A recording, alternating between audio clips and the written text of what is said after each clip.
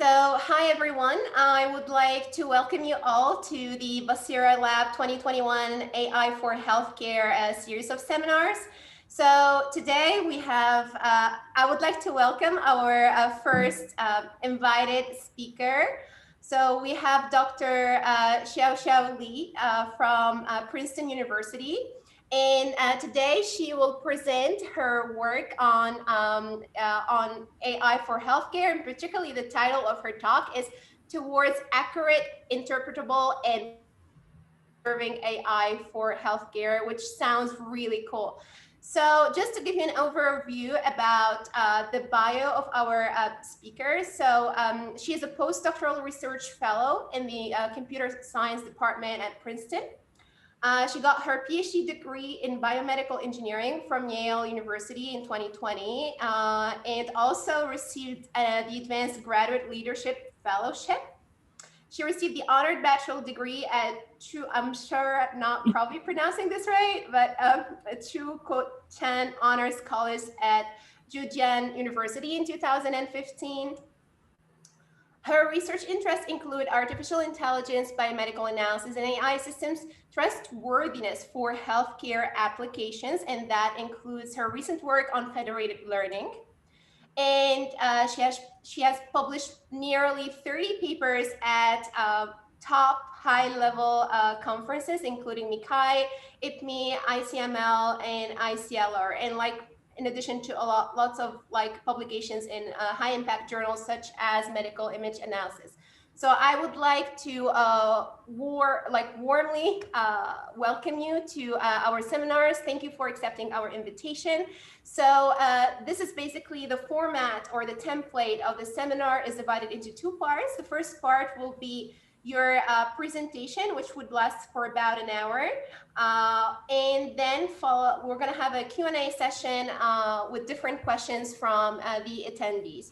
So, okay, before I wrap up, I forgot the most important point. You got lots of awards, including OHBM Merit Abstract Award, MIML Best Paper Award, and DART Best Paper Award. So congratulations on these amazing achievements. And I guess it's time now to get started with the talk, which is, just to remind, towards accurate, interpretable, and privacy-preserving AI for healthcare. Thank you for joining us today, Xiaoxiao. So, yeah. Thanks for Professor Rekik's introduction. A very beautiful slides for the bio. So let me share my screen. So yes, can everyone see my slide? Yes, we can. Okay, I'm Xiaoxiao. You can call me Xia. If the Chinese character is too difficult to pronounce.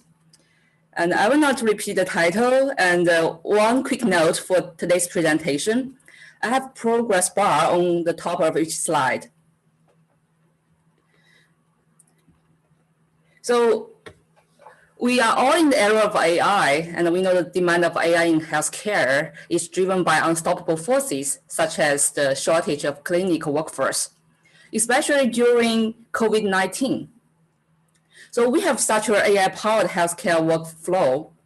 On the starting side of the workflow, AI-related bioimaging and biosensing, and data auto-processing softwares or algorithms have already speeded up medical data preparation.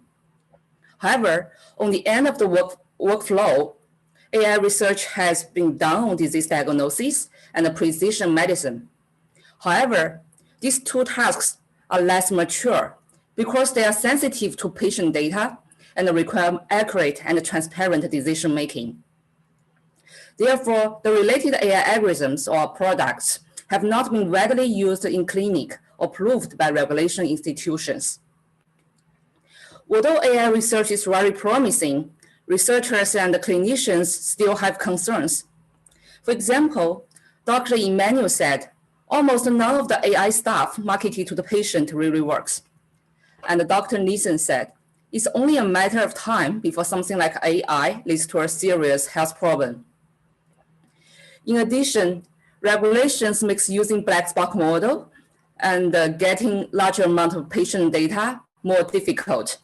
So recently, more and more work and efforts trying to narrow the gaps between AI and healthcare applications by considering the privacy issues and also the explainability of deep learning model. My research focuses on trustworthy AI design for healthcare, and solving the problem of applying AI to healthcare has many uniqueness and challenges. The first challenge is the complex pattern in the biomedical data, for example, fMRI. The second challenge is the black box nature of the AI model.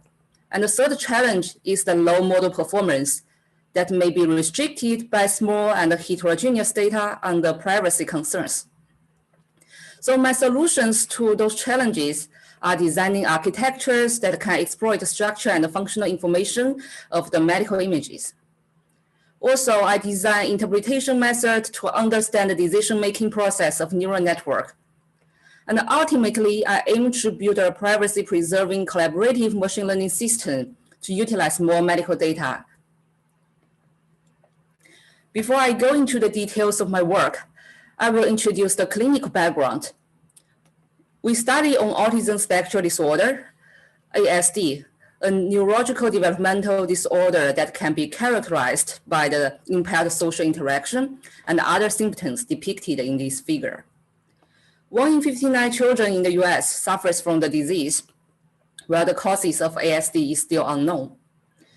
The current symptom-based diagnosis method has very high false positive rate.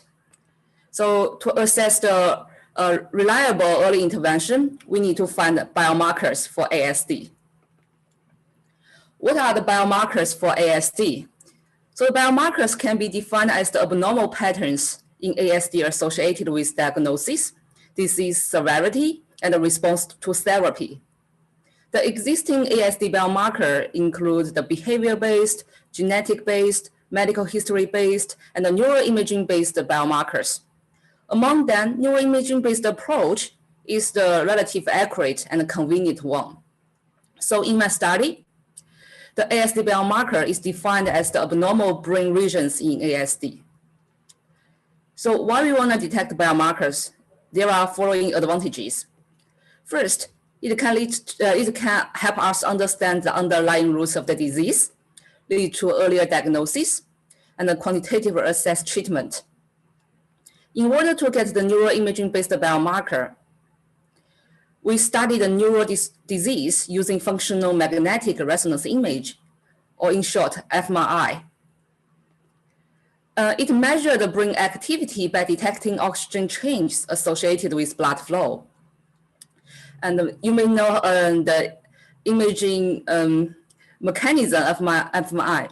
So here I show an example. A subject is lying down the scanner. He or she may perform some task. And the computer here sample the signal and reconstruct the signal at each frame as a 3D image. fMRI has shown to be a tool to delineate the functional differences between patients and healthy controls. The whole fMRI signal is a 4D image that samples the 3D volumes over time. Due to the high dimensionality of fMRI and the limited samples that can be collected for a particular disease, it's very challenging to train a deep neural network for fMRI analysis. Now I introduce the data sets we used in our studies. The first data set is an in-house data set that collected at Yale Child Study Center.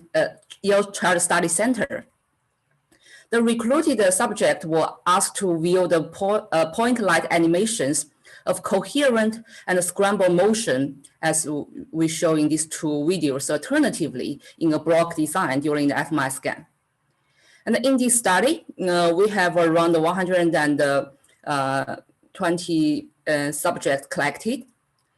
And the diagnosis results is labeled by our collaborators based on the ADOS criteria.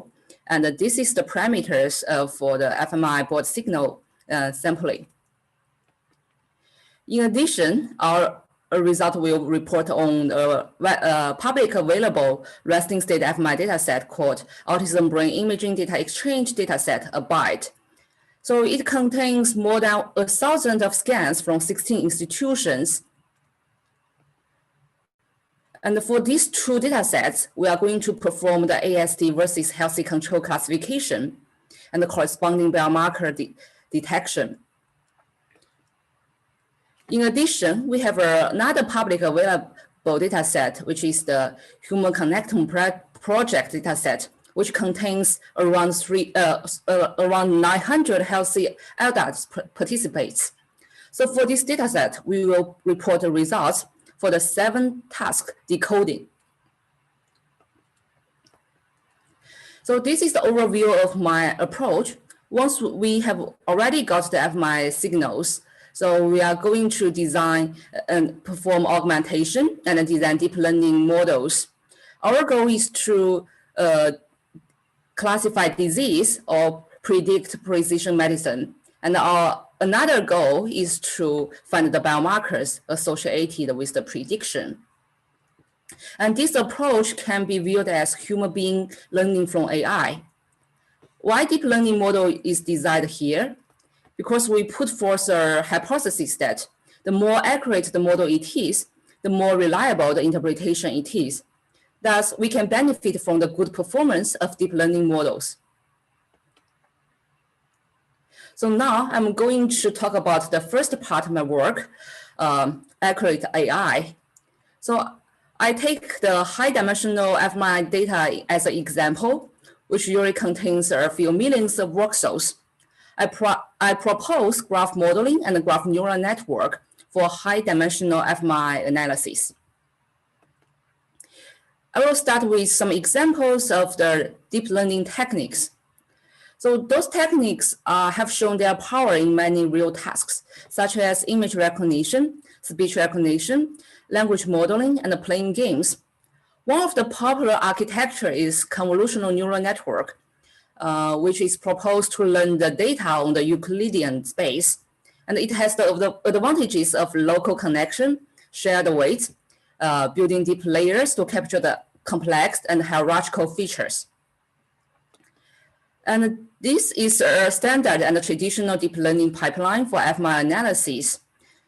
So the fMRI is usually registered through an atlas, and then we parcellate the brain into different regions of interest, or ROIs. We extract the mean time series of each fMRI ROI and then construct the correlation matrix. The features will be flattened into a vector and fit into some neural network to perform classification or prediction. Due to the vectorization, the ROI information may not preserve spatially. Instead of using convolutional neural network or flatten the correlation matrix, I propose to construct brain graphs from the connectivity matrix. So here I will introduce how to construct the brain graphs. As we mentioned before, we usually register fMRI image into atlas with region of interest. We define each brain ROIs as the nodes on the graph, and the correlations or the connections as the edge on the graph. Each node may be associated with some node features. It can be generated from the statistics from fMRI or the information extracted from the other modalities. And also based on such a construction method, we can augment the brain graphs through resampling spatially and temporally. Given the structured brain graph, I built a graph neural network called BrainGNN for fMRI analysis. This is the overview of our pipeline. So the BrainGNN can jointly predict the label for the input brain graph and also infer the biomarker and the community patterns associated with the prediction. Why graph neural network is designed here? You can imagine that fMRI is the 4D signal with lots of voxels. If you want to use convolutional neural network to learn such a data modality, you may need large memory and design 4D convolutional net or recurrent algorithms for spatial temporal information learning. Well, if we model fMRI as graphs, then graph neural network has the following advantages. First, scalability. It can process data with arbitrary dimensions. Second, effectiveness. It can exploit data structure and local information. And the third, efficiency. because it can be distributed and transferable implemented on GPUs. The key operations in our proposed brain GNN is the graph convolutional block. Each graph convolutional block contains a node convolutional layer and a node pooling layer. After passing the node to the node convolutional layer, the node features change, but the graph structure does not change. This can be viewed as node embedding. After passing the graph to a node pooling layer, the node feature does not change, but graph structure change. This can be viewed as graph downsampling. So in our brain GNN, we have a series of the graph convolutional block. In addition, we have an additional readout layer which aggregate the node features from the graph to a vector. Then we can feed that vector into multi-layer perception here to get our final prediction. In my next few slides, I will show how to design the novel node convolutional layer and the node pooling layers in our brain GNN. So the existing graph convolutional layers are typically based on the graphs without correspondence on nodes, such as the social network and the citation network. They treat the nodes on the graph identically and then apply the same kernels to all the nodes. However, brain graphs are not translational invariant, which means the brain RIs are not identical given their spatial association. Thus, applying the same filter to other brain RIs can be problematic. So alternatively, we can learn the kernel function for each node. However, if we have a large graph, for example, some atlas contains more than a few hundreds of RIs, it will require lots of parameters to learn. To solve the issue, I propose to learn a base filter sets. So it's base beta is beta 1 to beta k, and k is the number of communities formed by brain RIs. And we assume that the RI in the same community will share the same base filter. And each RI can belong to more than one community. Taking the node D here, I want to remind that the node and the RIs may be interchangeable in this presentation. And taking node D here, it belongs to community green and community red. So its kernel function will be the linear combination of the green and red filter. In this way, we can learn a RI-dependent kernel function for all the nodes with small amount of parameters. Then we follow the typical updating criteria for graph neural network by considering the node's its own embedding and its neighbors. Notably, all the parameters that are circled are learnable parameters. And we have the parameter alpha IU here. It can indicate the belongingness of our IR to community U. We know that community pattern is a key pattern in brain processes and functionality. So taking the parameter alpha IU learned from the learning our RI graph convolutional layer, and we can make such a matrix, where I is the index for RI and U is the index for community. If we perform threshold holding on each row, we can decide which RIs belongs to which community. For example, if we set threshold equal to 0.5, and then we can get the green RIs belongs to community 1, yellow RIs belong to community 2, and the blue RIs belong to community U. To evaluate the community patterns, I perform it on the two independent tasks.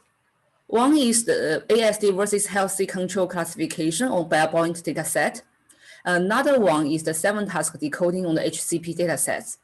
And in these two figures, the RIs in the same community are colored in the same color. So in addition to the novel convolutional layer design, I'm going to introduce the pooling layer for our biomarker selection. Reminding there is a pooling layer after the convolutional layer to reduce the number of nodes in the graph.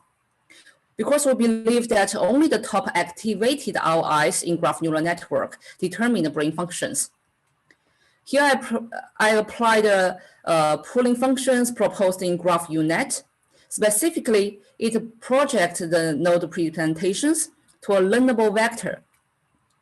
And the projected value is viewed as node pooling scores indicate the activation or importance of the nodes.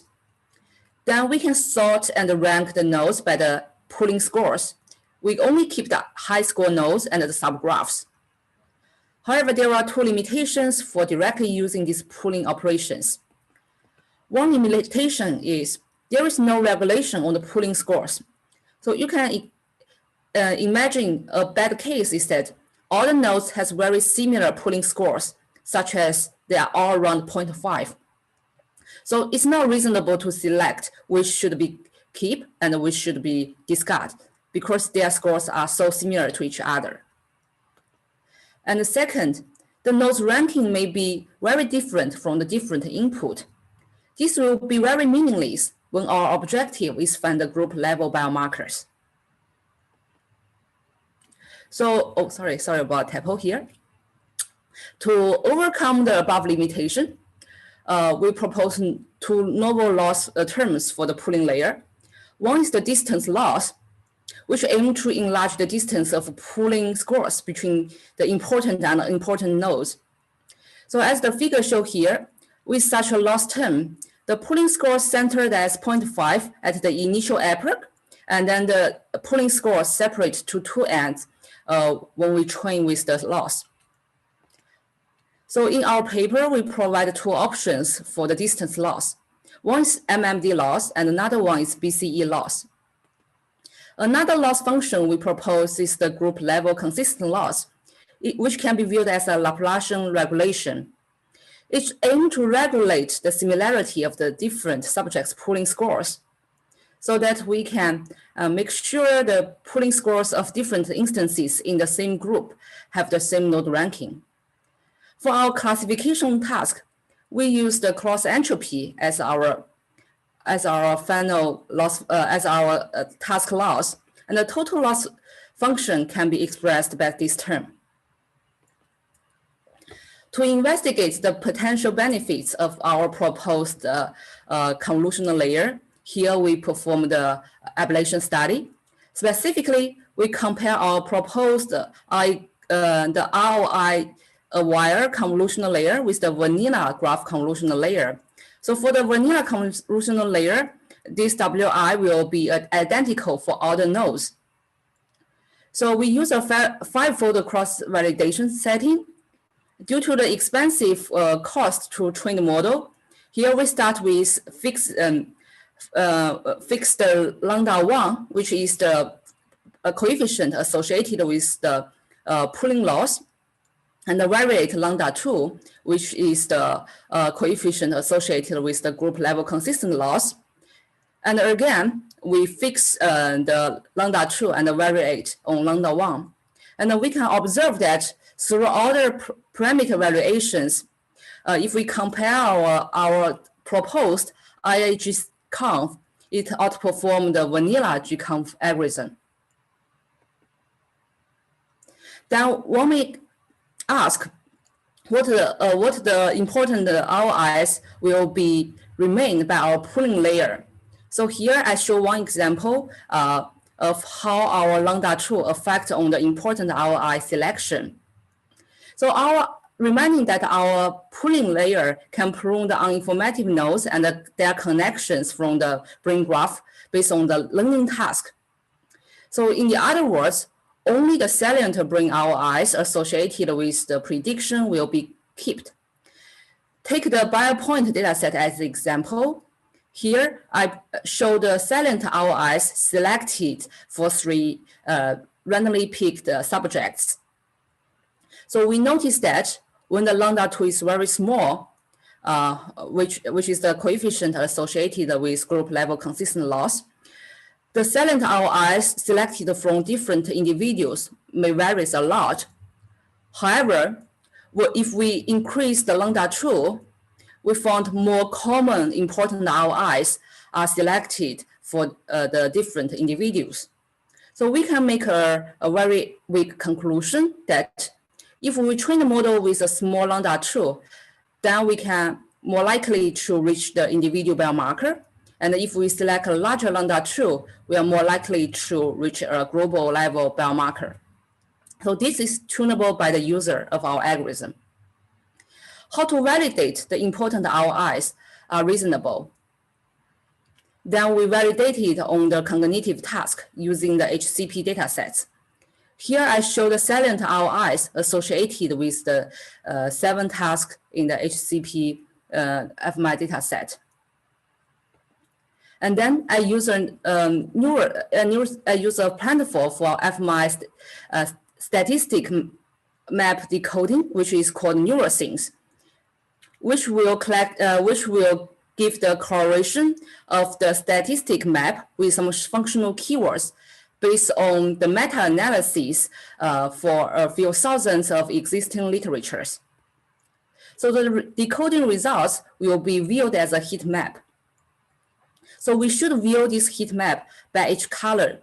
The functional atlas is denoted on the x-axis, and the functional keywords is denoted on the y-axis. For the better visualization, we divide the largest absolute value of each color. So for example, if we look at the salient ROIs selected by language, and then we get one correlation with the functional keyword, and the minus 0.16 correlation with motto.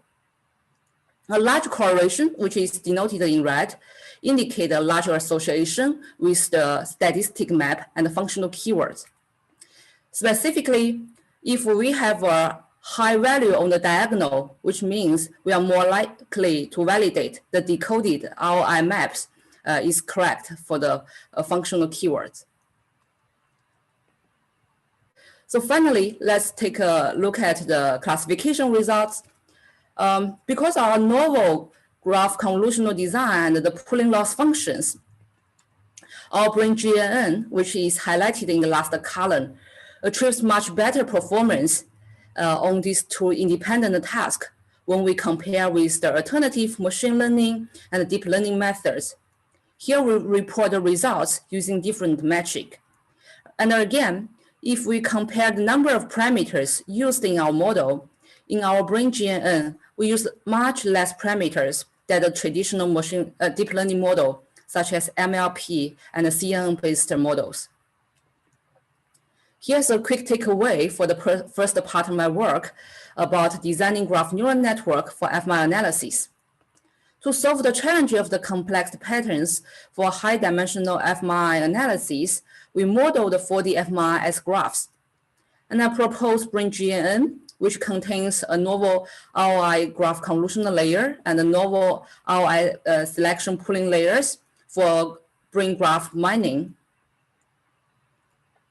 So now let me talk about the next part of my work, which is design interpretable method for black box AI. In the previous example, we showed that in our brain GNN, we are able to detect the biomarkers associated with our final task. However, for most of the AI model, they don't have such explainability. So here I focus on proposing the efficient explanation strategies and quantify the uncertainty of explanations. Here is an overview of this strategy. Suppose that we can train the arbitrary accurate deep learning model for disease identification. Suppose we want to find the biomarkers associated with the disease. Interpretation is an effective approach for biomarker detection. And in turn, interpretation can help us build the trust and debug on the AI model. So this is the synergetic effects between AI and interpretation. For the interpretation methods, it mainly includes the post-hoc interpretation method, which is model agnostic, and also the interpretable model, such as brain GNN. And in this section, I mainly focus on the post-hoc interpretation method through feature attribution. I will begin with a naive post hoc leave one out interpretation pipeline. It usually contains two stages. At the first stage, we train a classifier for disease classification. For example, the input is the MRI image and the output is the probability of being the patient or not. And in the second stage, we copy the pre-trained model and then define some features from the input. To test whether a certain feature is a biomarker, we corrupt it and saying without the information in the feature, whether the output will change. For example, if the output accuracy becomes worse, then we know that feature contains informative information and that probably the biomarkers we want to detect. If we assume that the input features are independent, and then we can do leave one out testing through the whole feature set. However, the features may not contribute alone. So when we consider the features do not contribute alone, we need to attribute important scores based on the relative contributions. Such philosophy has been used in collaborative game theory in economics, and the method is called Shapley value explanation. This method is originally designed to portion the profits attained by a coalition of players. Here, N is S is the subset of the features or the players, as I mentioned before. N is the total feature set. V is the value function to quantify the contributions with a set of features, and the phi is the important scores of a certain feature. So why we want to study Shapley value explanation here? Because it has the following advantages. First, it can fairly attribute the prediction scores to feature value and perform. It also can be used to perform contrastive explanation, which cannot be done using the other interpretation method. And also, this is the only interpretation method that has the solid theory guarantee. In order to use such an analysis method for our brain biomarker detection, first, we need to form our ASD classification problem as a game. So the player in the game are each brain our eyes. The game here is to generate a classification score to determine the true label. The higher the prediction score means the more profit can be obtained by this group of player. So we use the pre-trained model as the value function Vx. We determine the RI's important score by considering its relative contribution and average all the possible with the combinations it involves in. One limitation of directly using this method is its 2 power n computational cost, where n is the total number of features. In our case, is the total number of our eyes. Again, it can be a few hundreds. To reduce the computational complexity, we propose to take use of the feature dependency graph like this. You will be familiar with this graph if you pay attention to the brain graph construction method, where each node on the graph is our eye, and the connection reveals the feature dependency. Given the feature dependency graph, first we propose the centralized Shapley value explanation. In this method, the subset of the features S will only sampled in our targeted region R one-hop neighborhood, instead of the whole feature sets, which is colored in blue in this figure. In addition, we propose hierarchical Shapley value explanation, or HSVE. In this method, we first cluster the brain ROIs, or the features, into small communities. And for our targeted ROIR, we only let S to be sampled within its small community. Because the size of the one-hop neighborhood and the small community is much smaller than the original size of the feature set, so we can reduce the computational complexity significantly. We apply the feature importance interpretation methods as HSVE and CSVE we mentioned on the biomarker detection program on fMRI. And again, our method can quantitatively attribute the importance score for each ROI associated with our classification task, where here is the ASD and the healthy control classification. I show the top 20 predictive brain ROIs, where the light yellow indicate the more important ROIs. Because there is no ground truth for the biomarkers, we propose a quantitative evaluation method to test the correctness of the biomarkers showing this figure. Specifically, we cropped the voxel values in those top important ROIs, and we feed in the cropped data into our pre-trained DNN. We record the accuracy and the probability score drop for the whole testing data sets. And the large drop indicate a more reasonable biomarker detection results.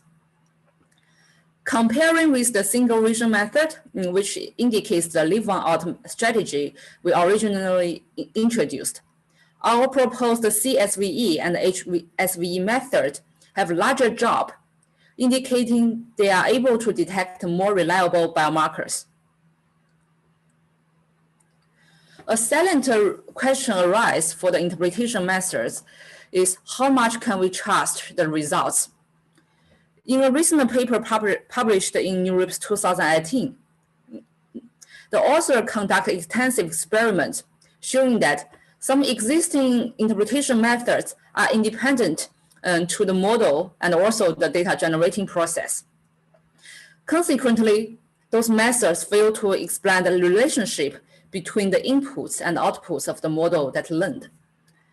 So there are other work indicate small perturbations of the input can significantly alert the explanation results. These studies highlight the importance of informing the users about the uncertainty given by an explanation. So in addition to the first work introduced to improve the efficiency of the interpretation, next, I'm going to introduce how to quantify the uncertainty in sharply value-based interpretation method. This is the work published in MICAI 2020, and this work is based on our existing interpretation method called Deep Sharp. And now I'll introduce the traditional interpretation method, Deep Sharp. Suppose we train a deep learning model. During the interpretation phase, we feed in the inference data, pre-trained model, its prediction, together with the reference data towards the explainer.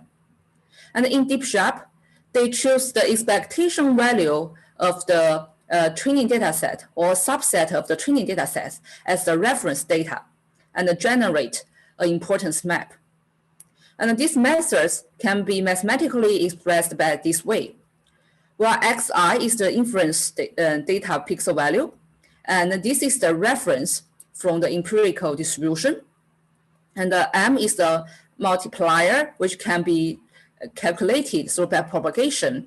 So this can be viewed as a point estimation for the importance score phi.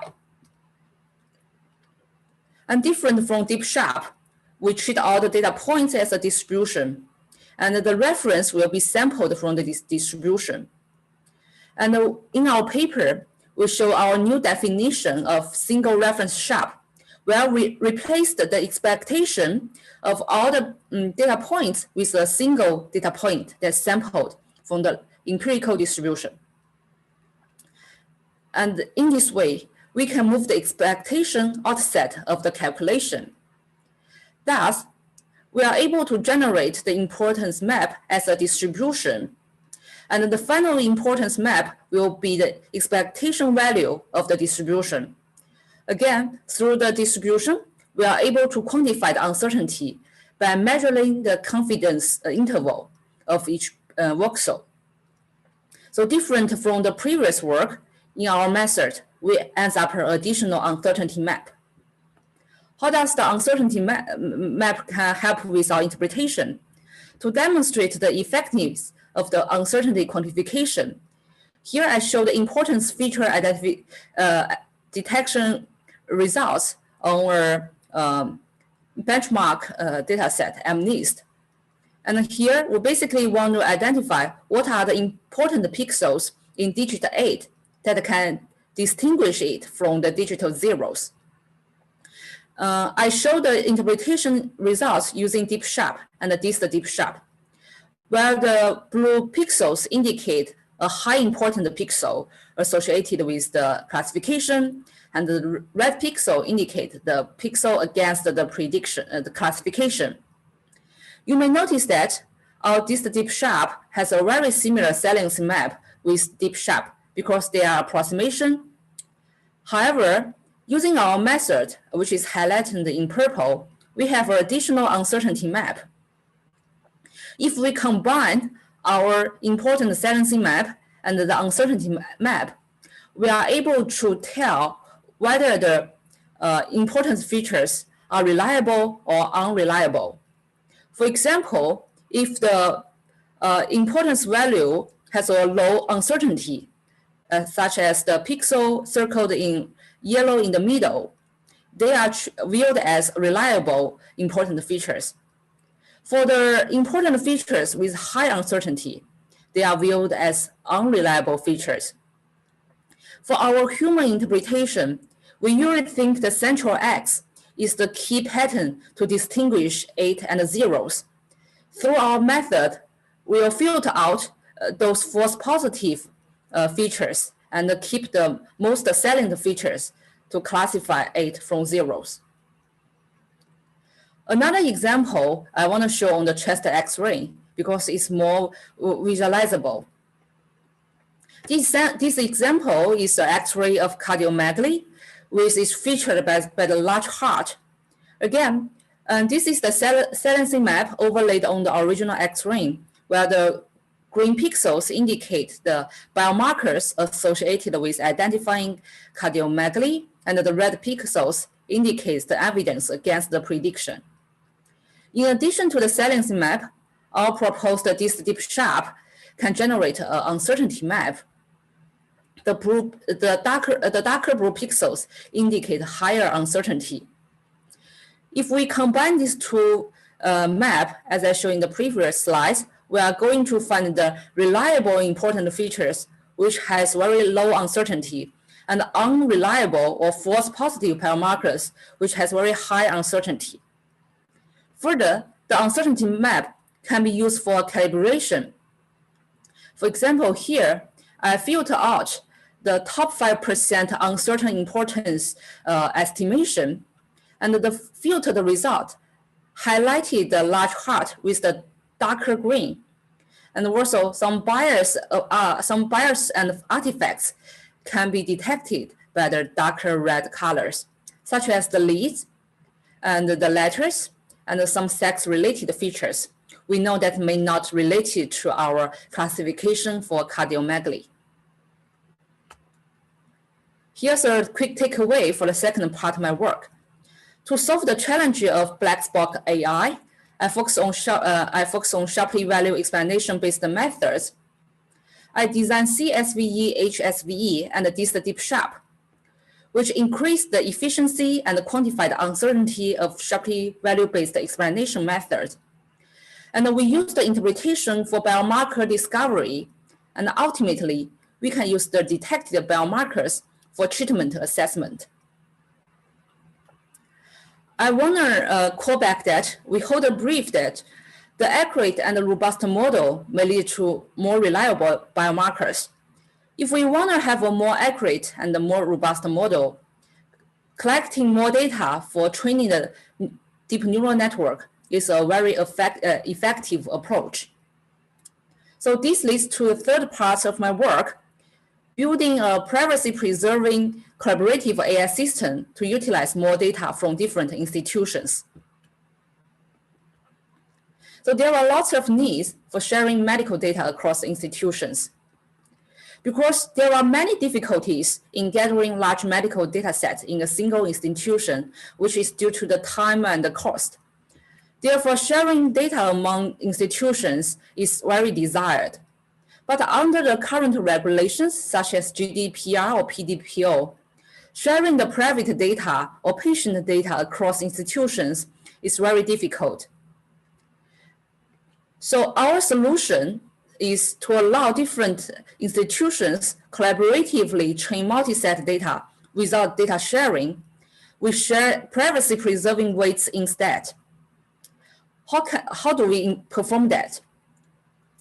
This is the diagram showing how we use federated learning framework for multi-set biomedical data analysis.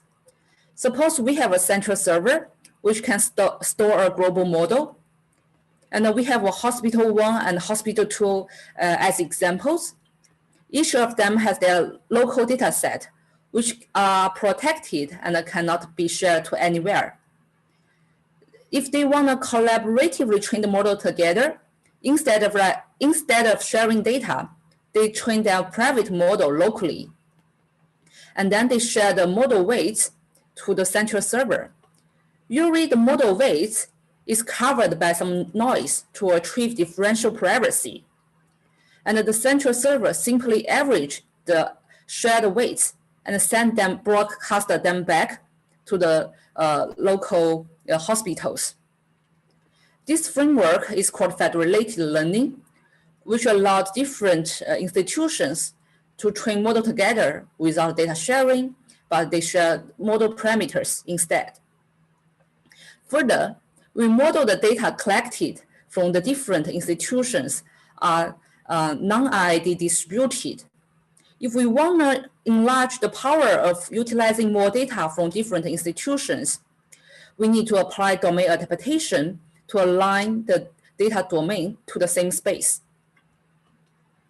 There are many domain adaptation strategies.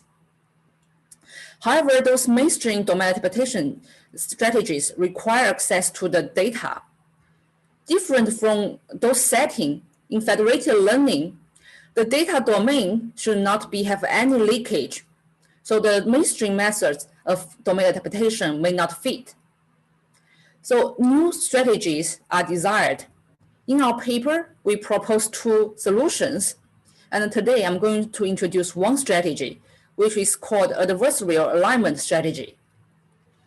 For the data points from 2 institutions, we treat one as the source domain and another one as target domain. We want to generalize the source domain into a common space of the target data. To address this issue, we introduce a local feature extractor, G, and a domain discriminator, D. First, the domain discriminator is trained to identify which institution the features come from. Later, the feature generator are trained adversely to confuse the discriminator. After this branch is trained, with our final task loss, such as classification. Through the end-to-end training, we are able to minimize the discrepancy of the feature distribution between the arbitrary 2 institutions. Since this domain adaptation is performed on the feature level, and this can be viewed as domain alignment on the feature space. To demonstrate the proposed federated learning framework can improve the multi-set FML image classification, we compare our proposed methods with different training strategies, such as single training and testing within a single site, cross, which is training using one set and testing using another, ensemble, creating an ensemble model using the model from different sites, and also here, this is the 3 federated learning strategies we propose. This one is without any adaptation, and this one is with another adaptation method I didn't mention today. And this one is federated learning with our alignment-based domain adaptation strategies. And also, we compare with a mixed strategy, which allowed the data to be mixed. And our evaluation result is evaluated on the abide data set. And here we report the results on the 4 largest institutions. For the proof of concept, here we use Brain connectivity, the flattened vector as input, and use a much simpler model, the fully connected network as our model. In this table, I reported the accuracy in the format of mean and standard deviation in the 5-fold cross-validation. Our federated learning method is circled in red, and we can see that it significantly outperformed the other training strategies as we introduced in the last slide. And also, we show the potential boosting of using domain adaptation method together with federated learning. So why does domain adaptation may work in federated learning and boost the classification results? Here I use t-SNE to visualize the latent space that's generated by our local feature generator in our adversarial alignment strategy. The left figure shows the feature distribution for the 4 institutions without alignment, and the right figure shows the alignment shows the feature distribution after alignment. We notice that with our alignment strategies, the features are embedded to a more common space by mixing up well. Thus, we can explain why incorporating domain adaptation in federated learning can improve data utility. Recently, in our clear paper, we found a much simple yet effective way for domain adaptation in federated learning. So this is motivated by observing some unique properties of batch normalization in neural network. So batch normalization is readily used in neural network training, which can be expressed by this formula, where X is the input and mu is the mean of the input, and sigma is the variance or the standard deviation. And the literature has shown that batch normalization can reduce the internal covariance shift and also speed up the training. For example, if without batch normalization, we may require a much smaller learning rate along this direction. In addition, batch normalization also can perform as regularization, and very excitingly, a few papers mentioned that batch normalization also can serve for domain adaptation. However, those conclusions are all from the centralized training regime. So what a role that batch normalization is playing in federated learning is still unexplored. And in this work, we propose a method that addresses the problem of batch normalization in federated learning, which is of a great interest to the community and the practitioners. Specifically, here I show the example of how batch normalization performed in the traditional federated learning framework, such as Fed average.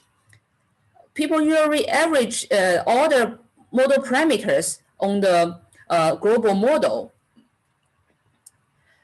That may not be optimal if the data are heterogeneously distributed. To illustrate how averaging batch normalization when data are IID, we use a toy example to show the error surface of one client with respect to the model parameter W and the batch normalization parameter gamma. So we noticed that the average model parameter W bar and average batch normalization parameter gamma bar have a higher generalization loss than using the local batch normalization parameter for such a client.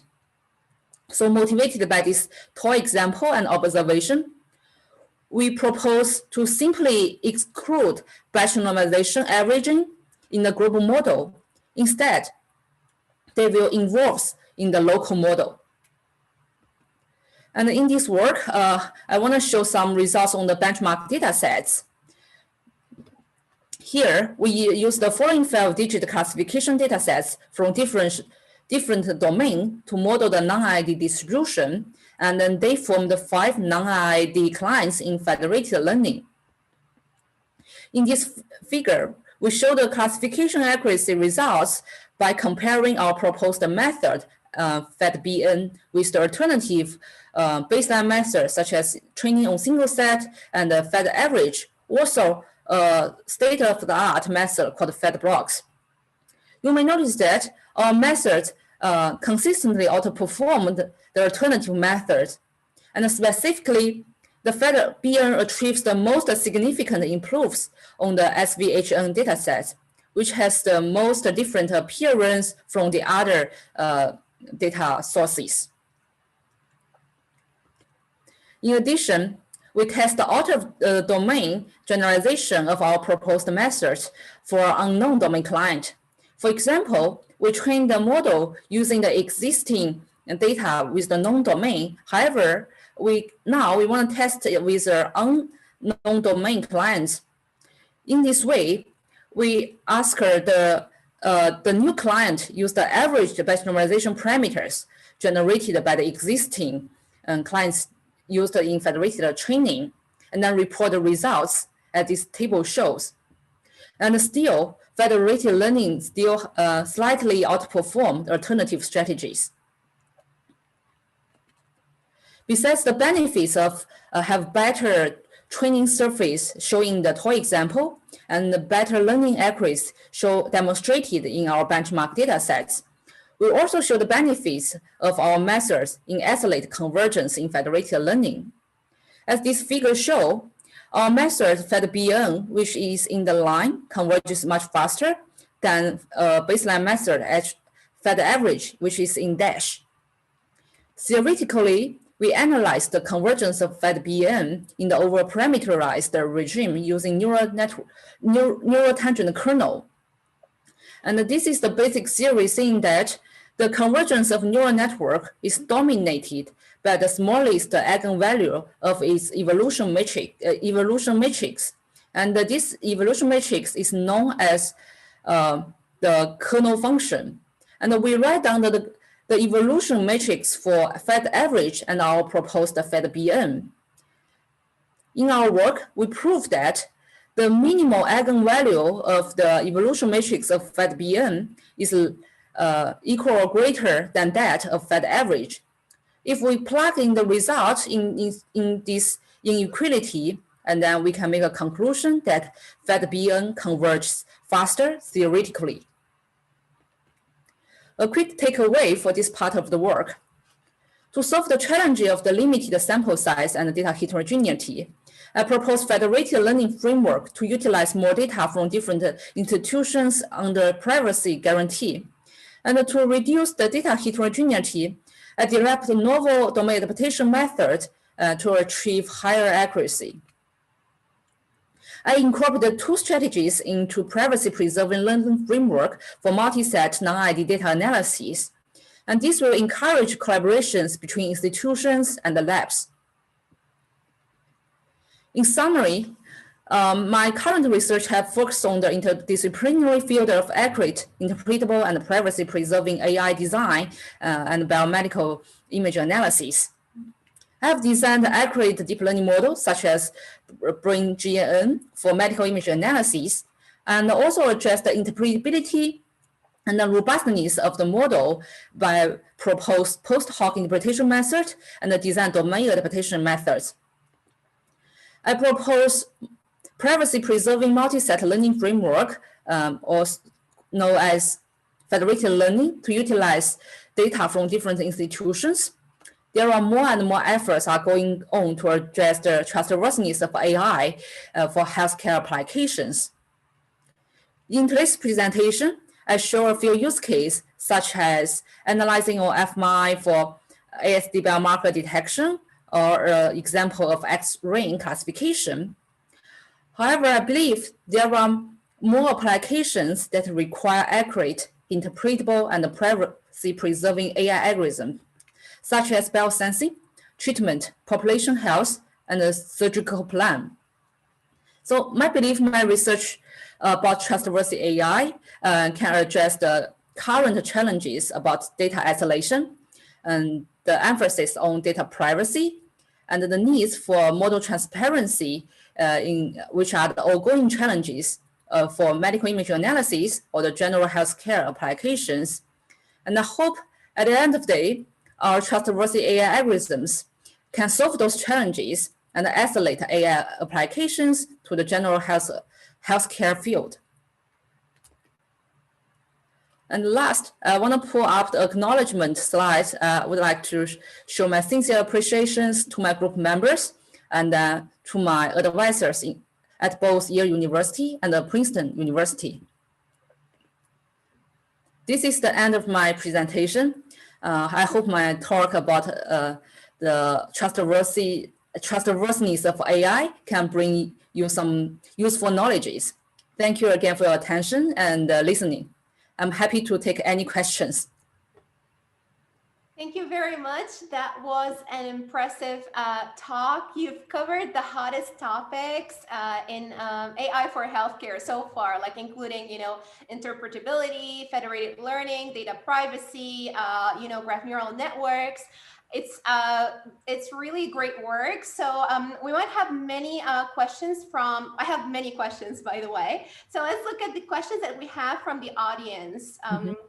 So the first question is from Ella, and she's asking, how is the graph augmentation done in the beginning? So if we go back to the very beginning of your presentation, you mentioned that you're doing augmentation of the functional connectivity networks. So at which step you're doing that?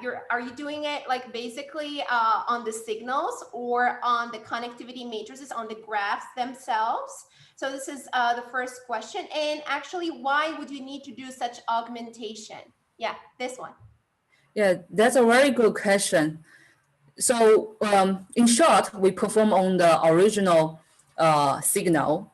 So let's review this pipeline. We usually passage the brain into our eyes and extract the time series in each our eye. So the augmentation is performed in this step, if you can see my mouse.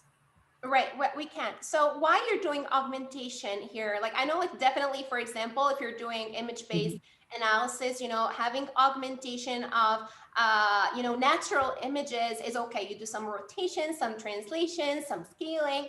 But when it comes to biological data, like, aren't you like a bit skeptical, like, in terms like how can you guarantee that your augmentation does not distort the biological information you have in the data, and why, for which purpose exactly you want to use it? Yeah. Clarify. Yeah, that's also a very great question. So the purpose of augmentation is to make our model more generalizable. Suppose the deep neural network with a few thousands or more than 10 or 100,000 parameters learning over small data sets. We are easily suffer from overfitting and it's not be able to generalize to the testing data sets. I want to highlight that our augmentation method is quite different from the augmentation for the natural images, such as rotation, flipping, or do some perturbation on the intensity.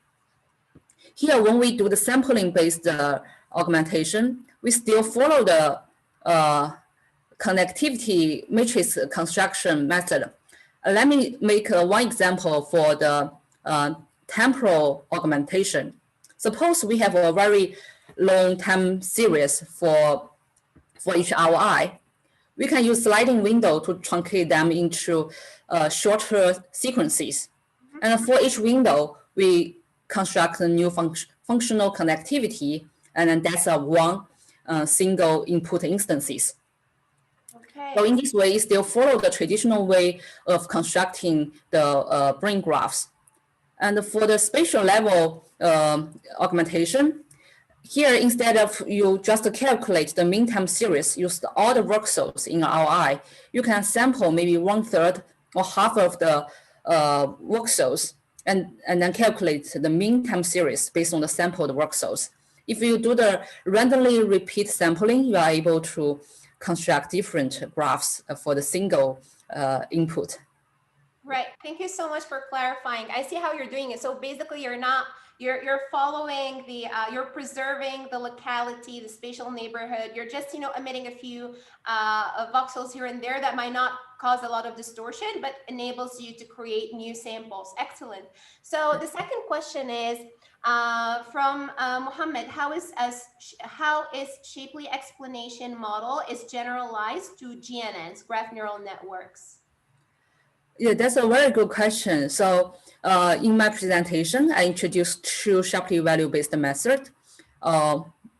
One is more from the traditional way, which based on the original formula here. So for this one, since it's organistic,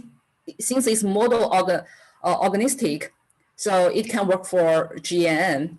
So you just view the GNN as Vx. It also can be replaced by random forest or arbitrary models.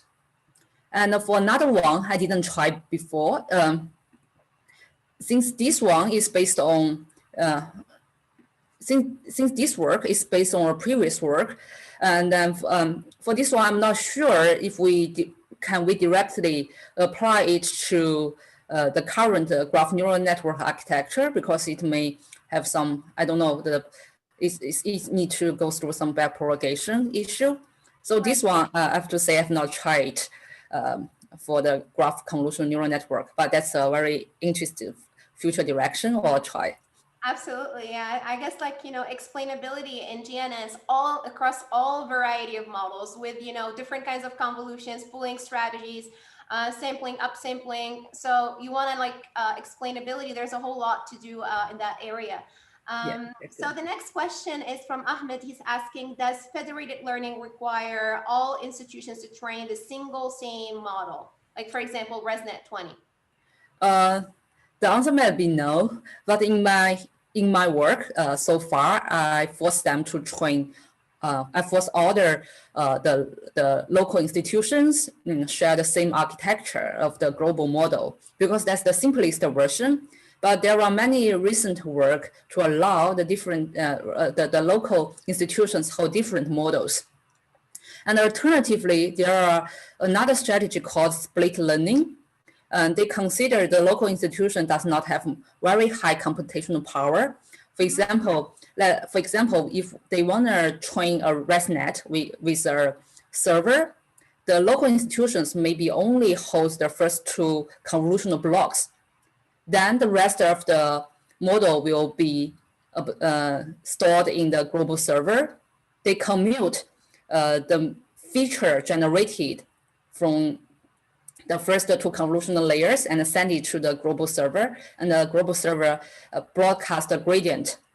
So you can think simply they split a large network into two parts, and the local institution can only hold a small part of it. Excellent, very nice. So another question from Islam Hiri. She's asking, so you talked about pooling and so what about unpooling? So do you think, how do you think, did you think how to do that, which means the unpooling, how to unpool graphs, basically, increasing the number of nodes, for example? Like how, have you considered, you know, unpooling graphs or super resolving graphs in your work so far? Yeah, that's a very great question. So after seeing our current work, we don't consider the unpooling step. Because our aim is to downsample the number of nodes for our final prediction. Because in our case, the input is the brain graph, contains maybe a few hundreds of nodes, and then we want to have a single prediction score. Like the traditional convolutional neural network for image classification, we have a sequence of pooling layers to reduce the number of features. And for the unpooling, I can imagine that if we need to do some reconstruction, that's very helpful. And actually, in this paper, that GraphUNet, the method where I refer to, they have the graph unpooling for their specific need, for their specific needs. Mm-hmm. Yeah. Thank you so much. I guess that clarifies the question. Now, I have the same question as Islam. So she's saying, okay, how did you define the communities? What is the algorithm you used for community detection in your I guess it's your Mikai paper, if I'm not wrong? Yeah, so thanks for a great question. So actually this part was not published in Mikai. So I remember when Ella visited the poster session, this part was not included in our paper. And right. We extended to a journal version, so we added this part. Yeah, so the community pattern is learned automatically in our graph convolutional layer. We didn't. Mm-hmm. So you're learning Okay. Keep going. Sorry. Yeah, so I think that's the magic part we want to add into our MiCA work. We didn't perform clustering or community detection separately. Instead, that's some parameter that we learned from our graph convolutional neural network. Basically, this is the kernel function, and then we think that the coefficient associated with the kernel function can indicate the belongingness of the RI to community U. Wonderful. So you can view this parameter is a matrix. Right. So this is actually more aligned, as you mentioned, with the nature of the brain networks and how they work, because we have like we have like overlapping communities where different brain regions they perform particular tasks or like cross perform tasks with collaboration with different communities. Yeah, exactly. Wonderful. Yes. Sorry, you want to say something else about the community detection?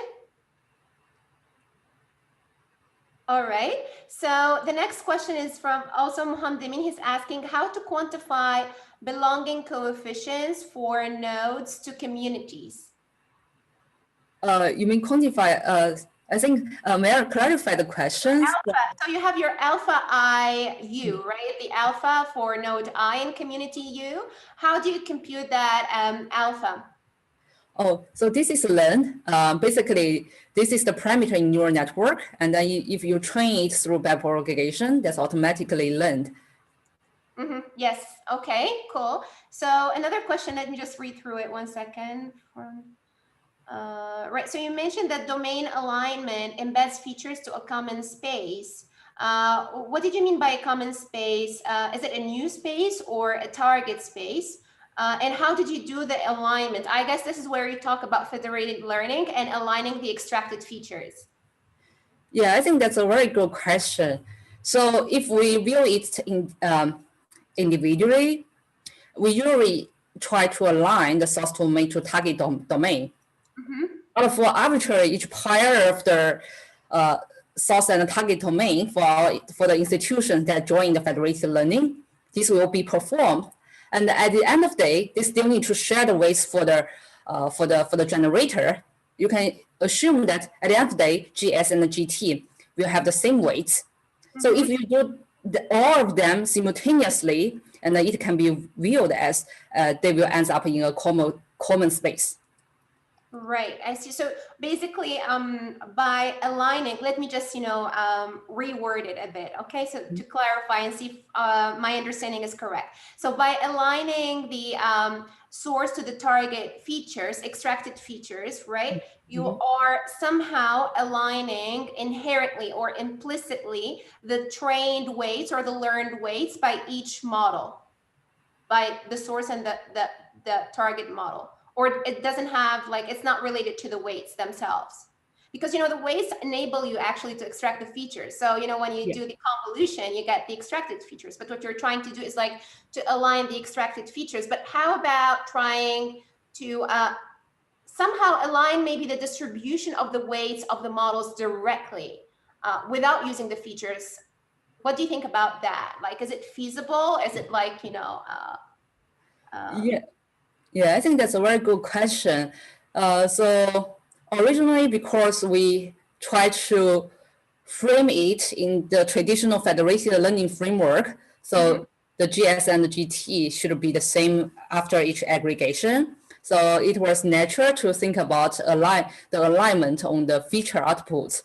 But if you allowed some flexibility on the encoder side, I think it's also a plausible strategy to align some weights on the generator themselves. And maybe some important layers in the architecture, like the most important layers, maybe. Yeah, exactly. Okay, thank you very much. Now, and we have lots of questions now. They're just popping out. Yeah, no problem. From another question from Ala.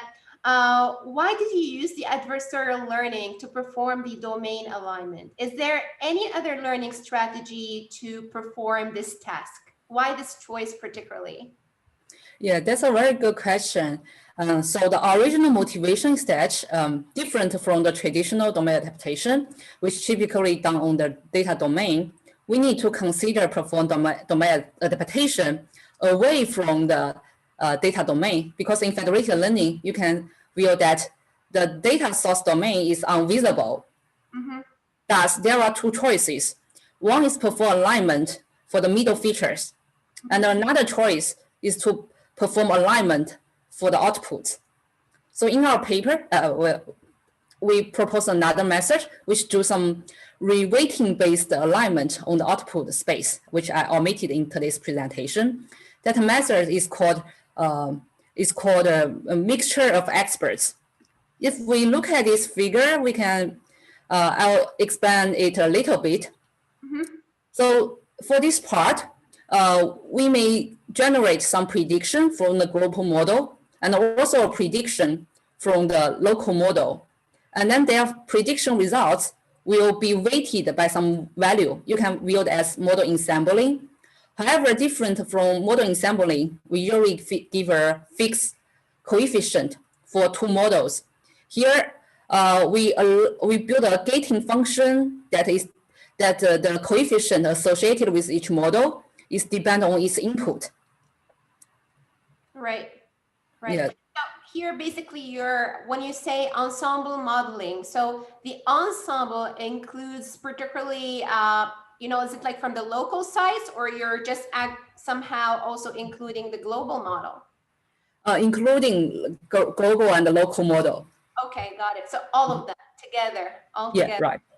Wonderful. So, right. So here in this example, like this is actually very, very nice. I call it concept-based figures, and these are one of the most powerful, and beloved figures to me when I read papers, because they explain ideas in a very neat and clear way.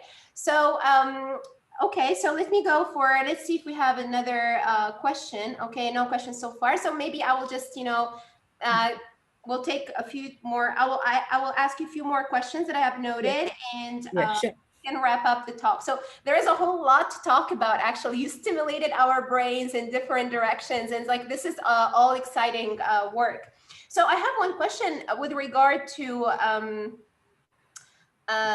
reproducibility, right? So, for example, a graph neural network. So you focus on interpretability, and by assigning scores to nodes that you need to pull in the target classification task, for example, you learned how to identify the most important features or like regions in the brain called biomarkers, like, for example, to distinguish between autism and healthy brains.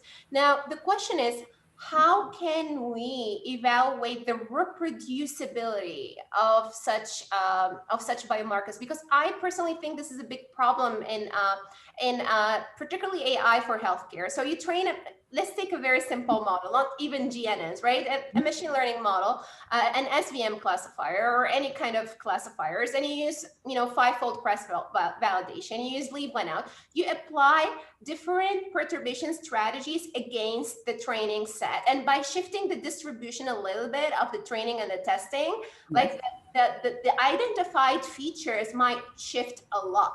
And then you would say, okay, one simple strategy is saying, okay, to evaluate the reproducibility of my model, I can see how often it picks up the same features over and over again, right? But then I love how you mentioned certainty, because that is also a confidence that you're giving to your selected features. So what are your comments on reproducibility of GNN models and all these like similar models, I would say?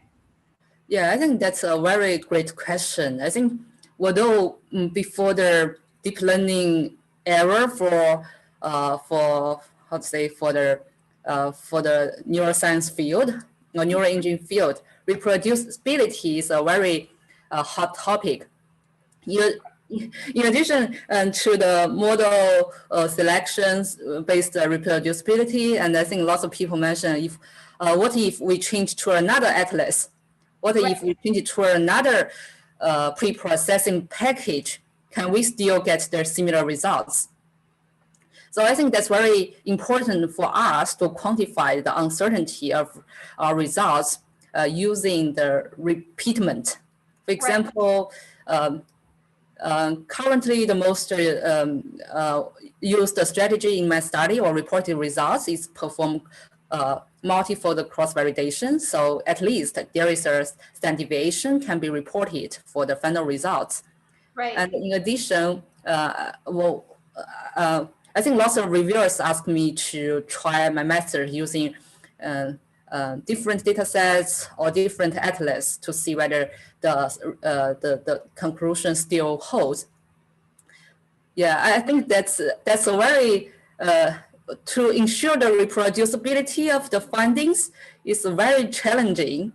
And I think that's also the direction I'm still exploring.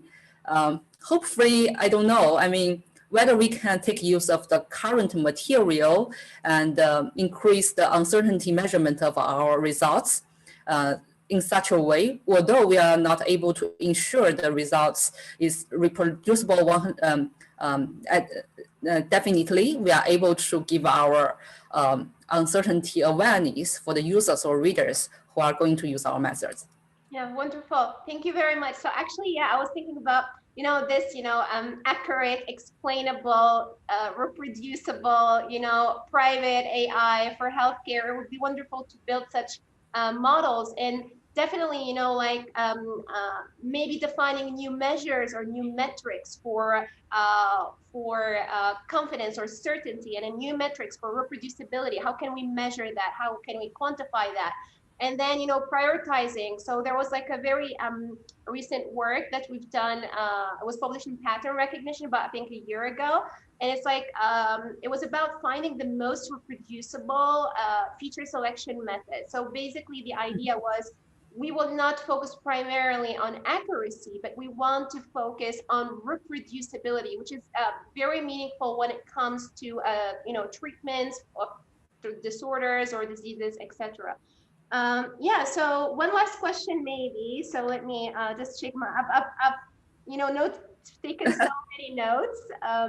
So let me ask you a question. Just, this is for like a friendly advice to students who are watching us now and listening to us. So what is your advice to newcomers in the field of machine learning and deep learning who have started with, MICAI and IPME and want to also contribute to NeurIPS and ICLR conferences? Like, how can you make such a transition? Is it like, is the spirit the same? Is it different? How should we think or reason when we make such transition from, healthcare for AI to maybe pure machine learning? So tell us more about your personal experience, your personal, struggles, or like, how did you grow your research area, which is very impressive. Yeah, thanks for thanks for this question. So I'm not sure I'm experienced enough to share my thoughts. Yeah, this is my humble thoughts about my own experience. So I think I have to say I started with very empirical work in medical image analysis field. It's more like a problem-driven task I need to solve at first, for example, for biomarker detection. And through this approach, I realized how important we need to understand the behavior of deep neural network instead of simply use it as a tool.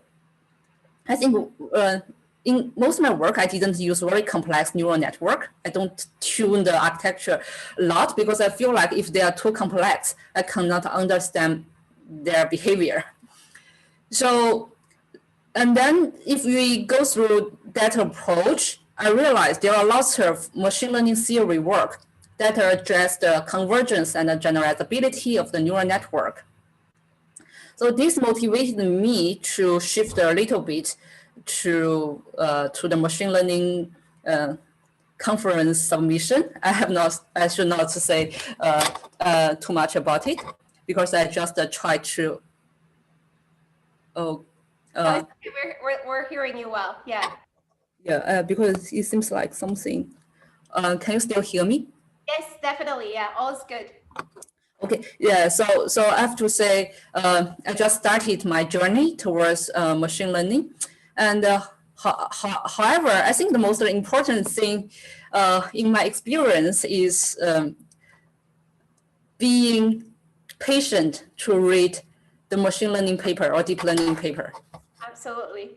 This Yeah. is great advice, and you know, like I wish you the very best in your future, you know, career trajectory development. I'm sure it's going to be stellar.